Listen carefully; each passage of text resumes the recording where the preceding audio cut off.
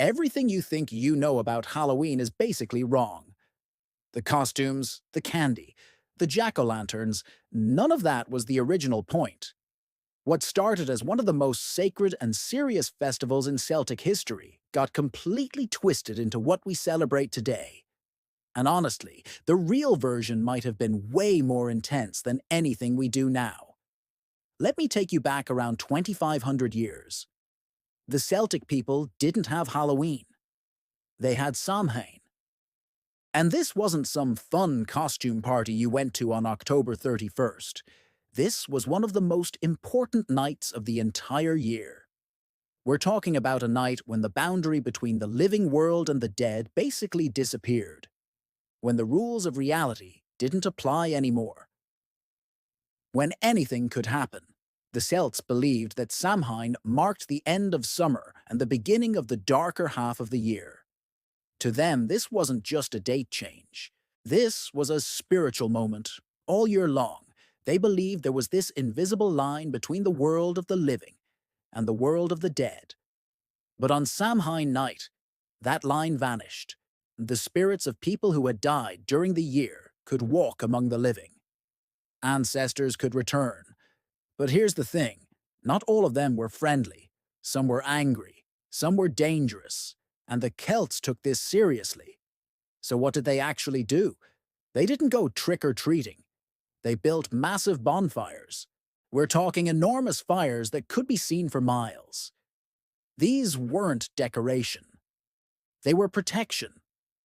The Celts believed these fires had power.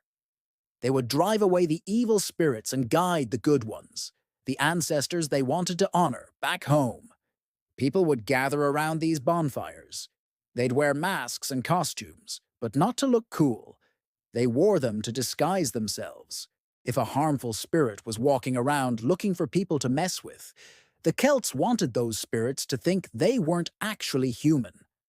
They wanted to confuse them. They also did something else that's pretty dark when you think about it. They left food out.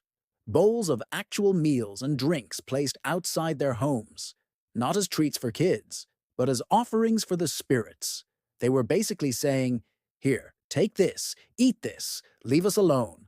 It was a deal with the supernatural. And they meant it. This wasn't casual. This was survival to them. You didn't mess around with Samhain because the consequences were real in their minds. But then everything changed. Fast forward a few hundred years. The Romans conquered Celtic lands.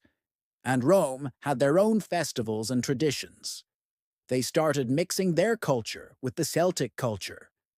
You know how that works. When one civilization takes over another, things blend together. The Romans had Feralia, which was a festival for honoring the dead. They had Lupercalia too, which was this wild fertility festival. Slowly, Samhain started getting mixed up with these Roman traditions. The original meaning started to shift. It wasn't as intense anymore. It was becoming something else. Then came Christianity. And this is where the transformation really took off. The church was smart about this. They knew that the Celtic people weren't just going to give up Samhain overnight. It was too important. It was part of who they were. So instead of trying to ban it completely, they did something clever. They basically hijacked it. Around the 800s, the church moved a holiday called Hallowmas to November 1st. Hallowmas was supposed to honor all the saints and martyrs. November 2nd became All Souls' Day, meant for remembering the dead. See what they did? They kept the dead and the spiritual stuff going on around the same time, but they gave it a Christian meaning instead of a pagan one. But the people didn't just forget about Samhain. The old traditions ran too deep. So what happened was a blend. The spiritual elements of Samhain were still there, but now they were mixed with Christian ideas. People still gathered. They still believed something supernatural was happening. They still wore costumes and left out food. But now it was framed differently. It wasn't about spirits and the dead walking the earth. It was about saints. It was about remembering the faithful who had passed. At least that's what the church wanted people to think. As time went on, things got simpler and more fun. By the time you get to medieval times, the whole thing was becoming less about protection from evil spirits and more about just having a celebration. People in Scotland and Ireland, places where the Celtic traditions stayed strongest, were still doing some of the old stuff. But it was changing. They started carving turnips instead of just having bonfires. Weird, right? Well, turnips were what they had. They'd carve faces into them to ward off evil. The bonfires were still happening, but they were turning into more of a party thing. Less ritual, more celebration. Then immigrants brought this tradition to America. But here's where it gets really different. In America, Samhain became Halloween, and suddenly it had almost nothing to do with what it started as. The jack-o'-lanterns came from those carved turnips, but instead of turnips, people used pumpkins because pumpkins were everywhere in America. The masks and costumes were still there, but now kids wore them to look like monsters and superheroes, not to disguise themselves from spirits. The bonfires basically disappeared.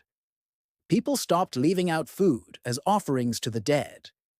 Instead, they started giving candy to kids who showed up at their doors.